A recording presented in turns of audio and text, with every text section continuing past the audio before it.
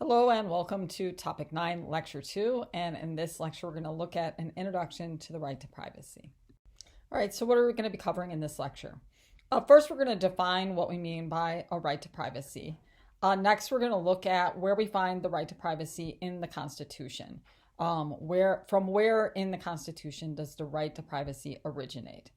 And then we're going to look at the first major right to privacy case, Griswold versus Connecticut from 1965.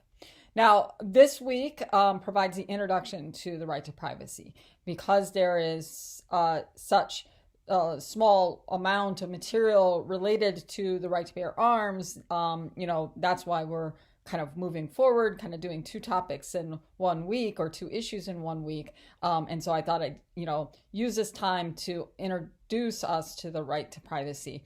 And then next week, we continue with the right to privacy and we do a more in-depth examination of the cases. So that's what we've got on the docket for this week. Let's get started. So when we are talking about the right to privacy, a lot of times students will think that the right to privacy is related to police searches. And in part, right to privacy is somewhat related to your Fourth Amendment rights. But it's really more than just being free from unreasonable search and seizures from law enforcement. The prohibition against unreasonable searches and seizures is in the Fourth Amendment, and we'll be talking about that in a few weeks. But the right to privacy is more than not being searched. When we talk about the right to privacy, we're talking about sort of a general or a more expansive understanding of privacy. And Justice Brandeis, in his dissent in Olmstead in 1928, you'll be reading about that in your textbook, he says that essential to the pursuit of happiness is the fundamental right to be left alone. Right? So not just a right to be free from being searched by cops, but it's more of the sense that there's this private space that government is not allowed to intrude upon. And so when we talk about right to privacy, that's what we're referring to. So when you're learning about the right to privacy, that you'll see that the cases deal with a lot of different types of issues all sort of revolving around this fundamental notion that there are certain private spaces that government should be sort of prohibited from interfering with. And so right to privacy involves issues such as the freedom to make private choices about family matters. That's really some of the first ways in which we began, or the court began thinking about this right to privacy, that you have children and how you raise them, how you school them, the kind of education that they get, the choices that you make in terms of where you want to send them to school or where you send them to, go, for religious training or what have you, that's a fundamentally private issue and that the government, has to have really good reasons for interfering with that.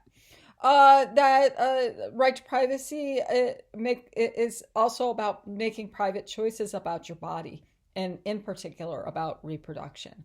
And so, the first case that we're going to be looking at that basically establishes the right to privacy, Griswold versus Connecticut, deals with whether or not states can prohibit people from having access to contraceptives. And then probably most controversially, next week we'll be reading about Roe v. Wade and whether or not the right to privacy extends to the right to terminate a pregnancy. And so reproductive issues, when you hear right to privacy, that's what might come to mind.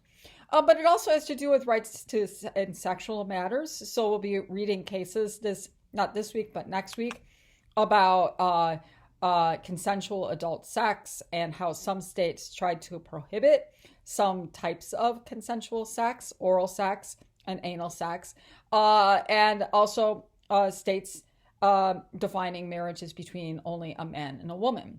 And so privacy as it results to consensual adult sex and who you marry, that is part and parcel of the right to privacy. And that you'll also see that the right to privacy is about, the right to die, drug testing, the information age, and all of those things. And so when we're talking about the right to privacy, obviously we're talking about a lot more than the right to be free from unreasonable search and seizure. Probably one of the more controversial aspects of the right to privacy is the fact that the right to privacy is not one of the explicitly enumerated rights that's in the Constitution or the Bill of Rights.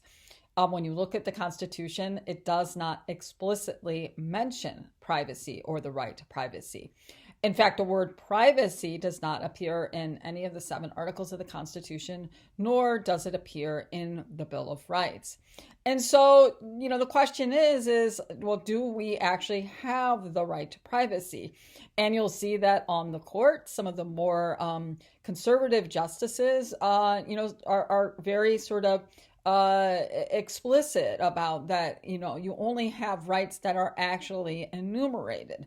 So, for example, Congress shall make no law abridging your freedom of speech. Speech is mentioned, right? But if it's not actually enumerated, if it's not explicit, then is it a right that really exists? And some justices say, it is not really a constitutionally guaranteed right. So, but as it stands now with the Supreme Court, the right to privacy is, seen as a constitutional right. And so one question is do we have the right? And if we do have the right, where does this right to privacy originate from? So starting in the early 1900s, the Supreme Court creates the doctrine that's known as the Substantive Due Process Doctrine.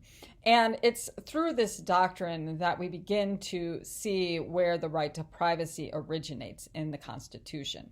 So if you recall from some of our conversations that we had earlier this semester about the incorporation of the Bill of Rights, we talked about how important both the Fifth, but really the 14th Amendments, the Due Process Clause in the Fifth and the 14th Amendment, how important that was to the incorporation of the Bill of Rights. And so to refresh your memory, the due process clauses, which are in both the Fifth and the 14th Amendment, it basically says that no one shall be deprived of life, liberty, or property without due process of law. And so the substantive due process doctrine really focuses on that word liberty in the due process clause. And basically the court begins looking at that word liberty and says that word liberty implies the existence of rights that are not enumerated in the Constitution. They basically say that there is this substance to the word liberty that includes a lot of freedoms that are not specifically enumerated in the Constitution. Okay, so it's through the substantive due process doctrine that we begin to see the court identify rights that are not explicitly listed in the Constitution or the Bill of Rights. So as it says there, the substantive due process doctrine provides the foundation for locating privacy in the Bill of Rights and other kinds of freedoms as well. And so there are 2 cases that employ the substantive due process doctrine. One is the famous case Lochner versus New York from 1905, and the other is Myers v. Nebraska in 1923. And both of these cases basically identified rights that and defend those rights, even though these rights are not specifically stated in the Constitution. Lochner versus New York is about labor law. And so in 1905, as we're beginning to see more industrialization in the United States, the state of New York passes a labor law, and it's basically saying that no one who works in a bakery can work for more than 10 hours a day. In other words, if you own a bakery, that you cannot make your employees work for more than 10 hours. The thinking is that commercial bakeries are potentially dangerous places with big, sort of mixing machines, and it's also important to be awake when you're, making food for people. And so the idea is that you can't make people work for more than 10 hours because it's going to basically lead to some sorts of harm. Well, Lochner, was angry about that law. He owned a bakery, and he said, look, I have a right to, conduct my business as I see fit. If I want my employees to work for more than 10 hours, I have the liberty to do that. And on the flip side of that, employees have the right to contract, that if they want to work more than 10 hours, they should be able to exercise that freedom. And the Supreme Court agreed with them. They said that the right to contract is, in fact, one of these liberties that is, that you can infer from the Due Process Clause in the Fifth and the 14th Amendment. So we get this expansion of this idea of what liberty is. That expansion continues in Meyer v. Nebraska, a case from 1923. In this case, it's, after World War I, so there's some concerns about Germany and Nebraska. They pass a law saying that only in schools you can only teach classes in English. You can't teach them in German or any other language. And families who, and actually Myers is a teacher who worked at a Lutheran school where they taught students to speak German. She cried foul. And she said that the Nebraska law basically interfered with her right to her occupation, that she has a right to teach, be a teacher, and to teach how she, wants to teach. And the Supreme Court agreed with her. They basically said that there is this right for teachers to teach, that you have these parental rights over the upbringing of your children, and that liberty is really more than just this right to contract. That from the Myers case, the court basically said that the Due Process Clause covers the right of individuals to engage in the occupations of their choice, decide who they want to marry, how they want to acquire knowledge, that you have, privacy over how you want to raise your kids, and that when you look at common law in the United States, that there's this general agreement that people enjoy these privileges that are long recognized as essential to the orderly pursuit of happiness by free men and women. And so, it kind of opens this door. You can sort of see like, whoa, because of the Due Process Clause, there are a lot of liberties that are going to be recognized by the court, even though they're not explicitly enumerated in the Constitution. It's a controversial doctrine. And if you don't believe me, if you watched any of the Ketanji Brown Jackson confirmation hearing, there was issues brought up about whether or not she supports the substantive due process doctrine and how people are angry about the substantive due process doctrine because it basically gives judges this power to determine what liberties we have and what liberties we don't have. So it was controversial at this time because of laissez-faire capitalism, capitalists didn't want the government interfering with their business, that there was also concern over court activism, that they were, finding liberties that they thought were important. It encroaches upon the police power of the state, particularly if you can find a reason, that if the court says you have this liberty in the Due Process Clause, then it tells states that they can't do certain things like set working hours. And this is what we sort of saw in the confirmation hearing of Judge, soon to be Justice Jackson, that justices use their own opinion to decide what is a fundamental liberty. And that rubs people the wrong way. And so that's why it was a controversial doctrine, and it continues to be a controversial doctrine today.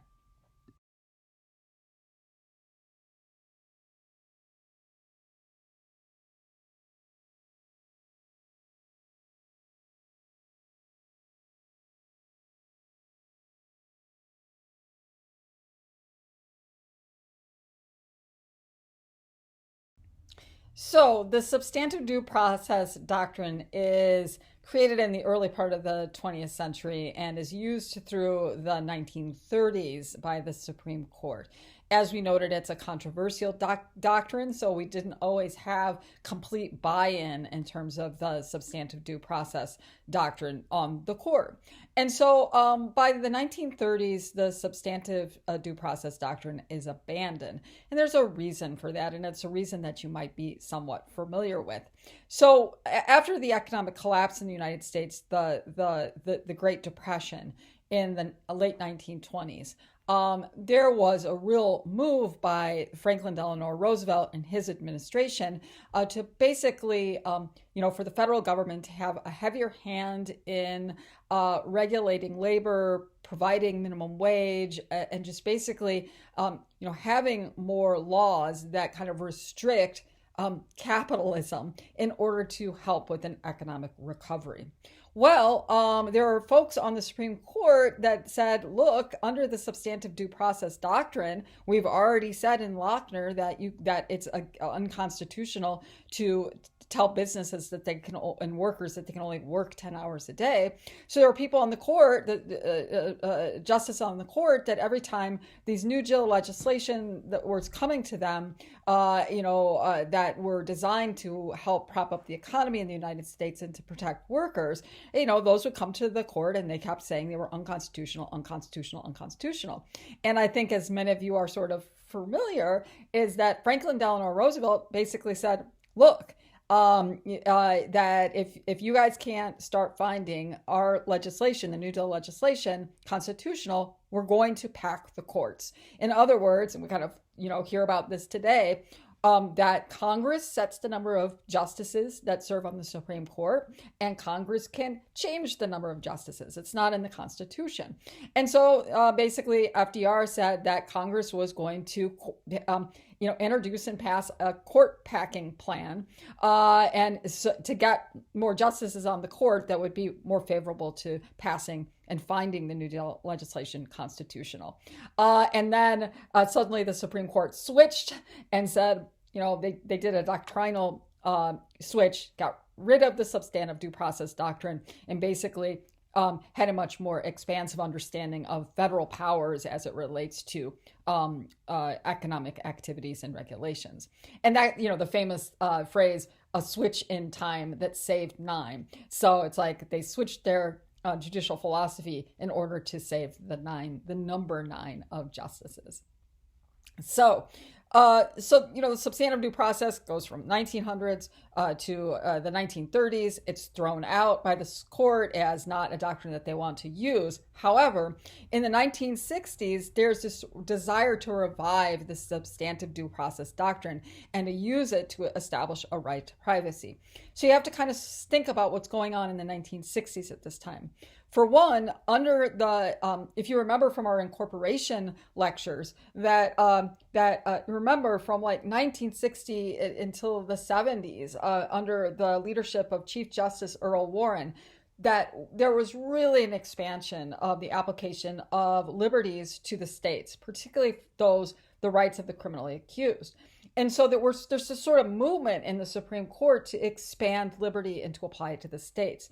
And then also in the 1960s is a time of social uprise, right? That we have the anti-war movement, that we have the gay liberation movement, we have the women's rights movement, and that's coupled with concerns about like being able to control your body and use contraceptives if you want to and have an abortion. And so there was this movement to revive this substantive due process doctrine and use it to find the right to privacy in that word liberty that's in the due process clause. All right, so this brings us to our first major right to privacy case. And that case is Griswold versus Connecticut. And it was a case that was heard in 1965. And it's a landmark case because it establishes the right to privacy. So what is Griswold versus Connecticut about? Well, it's about contraceptives, okay? So I think, as many of you probably know, contraceptives are devices or pills that people take in order to prevent pregnancy. And whether you know it or not, contraceptives have been around as long as people have been having sex. And And usually, no problem. People use contraceptives.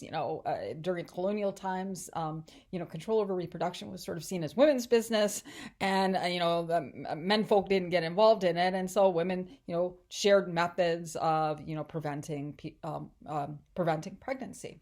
Well, that changes in the towards the beginning of the 20th century. So towards the end of the 19th century, in the 1870s and 80s, there's a lot of concern about the information being exchanged in the public forum, like through magazines, etc., about using contraceptives. Okay, the concern is that it was a morality concern. It was sort of like, hey, people are having access to contraceptives and they're using contraceptives, and that's immoral. It's immoral because when you look at pamphlets that describe how to use a condom or insert some sort of blocking mechanism, in front of the cervical cap, it's showing you how to use them. And so it's like, people would look at those and be like, ooh, it's like pornography. It's obscene material. And then furthermore, there was this notion that if you can have sex out of wedlock without the evil consequence of getting pregnant, then you're just going to be like, hey, baby, let's have a bunch of sex. Okay. And so there was this morality move in the United States that basically said that we need to make this a crime to distribute information about contraceptives or distribute contraceptives through the Postal Service. And in fact, that's what happened. It was called the Comstock Act. It was a federal law that basically deemed contraceptive materials as obscene and made it a federal offense if you sent the contraceptives through the mail or across state lines. It didn't stop there because while the Comstock Act was a federal law, that states began to adopt what are known as Little Comstock Acts. And so states started making it a crime to use contraceptives, and also, if you were a doctor, to give people information about contraceptives, okay, and abet and aid them in procuring contraceptives. And that's what Griswold versus Connecticut is about. This case is about Estelle Griswold. She is the director of Planned Parenthood, and Planned Parenthood has been around. Margaret Sanger started it in the early part of the 20th century, in the 1900s. And so that she opened a Planned Parenthood really with the intent of challenging the Connecticut law that criminalized the use of contraceptives and also criminalized the action of giving people information about contraceptives. And so they opened a Planned Parenthood. They started giving information to married couples about contraceptives. And then Estelle Griswold was charged with violating the Connecticut law. She was charged and she was convicted. And so that's the background that brings us to this court decision, about whether or not those kinds of laws, the Comstock laws, violates a person's right to privacy. So the question before the court in Griswold is, does the United States Constitution protect the right of marital privacy against state restrictions on a couple's ability to be counseled in the use of contraceptives? And the Supreme Court, in a 7-2 decision, said yes, that those Connecticut laws were unconstitutional because they violated the marital right to privacy. And Justice Douglas writes the opinion of the court. The court argues that though the right to privacy is not explicitly stated in the Constitution, that the Constitution does protect a general right to privacy. And that the right to privacy is found in various guarantees within the Bill of Rights that create the zone which establishes the right to privacy. And we'll talk about that more on the next slide. Like, where in the Bill of Rights do we find these penumbras, these shadows that create this zone of privacy? Dick said it was a fundamental right that basically puts it on par with the right to freely express oneself. It means that the government is going to have a really good reason for interfering with that right. And basically says that the Connecticut statute conflicts with the exercise of the right and is therefore null and void, the Supreme Court exercising its power of judicial review. So, why is Griswold an important case, and what are some of the takeaways from the Griswold decision? Well, it's an important case because it's the case that establishes the constitutional right to privacy. It's also important because it doesn't use the substantive due process doctrine. And the reason why it doesn't is because Douglas, in the past, had argued against the use of the substantive due process doctrine. So it's sort of like, hey, I can't, if I was saying that was a bad doctrine, I can't use that doctrine now in this decision. He basically found a workaround. Instead of using the substantive due process doctrine and saying sort of like there's this expansive understanding of liberty, he basically finds the right to privacy in what are known as the penumbras or the shadows of the Bill of Rights. He basically says if you take the First, Third, Fourth, Fifth, and Ninth Amendment together, that's where you basically find the right to privacy. The first is that you have the right to association. The third is that government can't put soldiers in your private home. The fourth, that your person, place, and effects cannot be searched in an unreasonable manner. The fifth is that you have the liberty that comes from the due process, and also the right that you can't be forced to speak, that you can't be compelled to testify against yourself, that there's this privacy in terms of your consciousness. And then the ninth, which is, I think, one of the kind of underexplored amendments, is that just because these liberties are not explicitly stated in the Constitution, in the Bill of Rights, doesn't mean that they don't exist. So he basically said if you take all of those together, that's where you find this right to privacy. It's determined, it's as identified as a fundamental right, and that means that when a law is coming up against your fundamental right to privacy, that the court must use strict scrutiny. The burden has to be on the state to say that there's a compelling reason for taking away your right to privacy. But it's also important that you should keep in mind that there was disagreement about where these rights exist in the Constitution. Today, the right to privacy is not found in these penumbras. When we get to Roe, as you'll see next week, it is located in the Due Process Clause of the 14th Amendment. And so in a second, we'll take a look at Table 10.1 so you can get a sense of the disagreement on the court in terms of where the right to privacy is located. Make sure you read the dissents in Griswold in the textbook. A common dissent that we see today is that the right to privacy is not in the Constitution and therefore it doesn't exist. That was one of the dissenters made that point, and that continues on today. And that basically saying that it is the legislature's job not to protect privacy rights. It's not the role of the court. Again, we see that same thinking at play in the dissents and probably in the future, the majority opinions within the Supreme Court. So stay tuned. And so here's just the handy dandy Table 10.1 from your textbook that shows sort of the breakdown in terms of where the right is located. Douglas and Clark find it in the penumbras of the First, Third, Fourth, Fifth, and Ninth Amendments. Goldberg, Brennan, and Warren found it in the Ninth Amendment. That is that just because the rights aren't enumerated doesn't mean that those rights still are not afforded to the people of the United States. Harlan and White found it in the 14th Amendment in the Due Process Clause, and then Black and Stewart said that there is no general right to privacy in the Constitution. All right. So this leads us into what we're going to be talking about next week. So next week we'll begin with Roe v. Wade. And so the major question remains coming out of Griswold is what is covered by the right to privacy? And most specifically, does the right to privacy extend to the right to have an abortion? And as we know from Roe v. Wade, the answer to that question is yes, but we'll see how the court got there.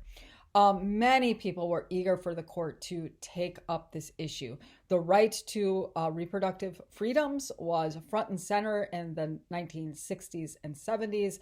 And so they were eager for the court to take this up. And so, as we know, the court answers this question in 1973 as it agrees to hear Roe v. Wade. All right, that's the foundations for the right to privacy. Next week should be an interesting week. And it's also interesting because of where we stand in terms of the Supreme Court. Could very well be that this term in June will overturn Roe or grossly limit Roe, constrain Roe. And so this is perhaps more relevant today than it's ever been in terms of me teaching this, because we're going to potentially be at another landmark moment where Roe v. Wade is overturned. But that remains to be seen. All right, thanks a lot for paying attention. Really appreciate it. And I will talk to you again soon.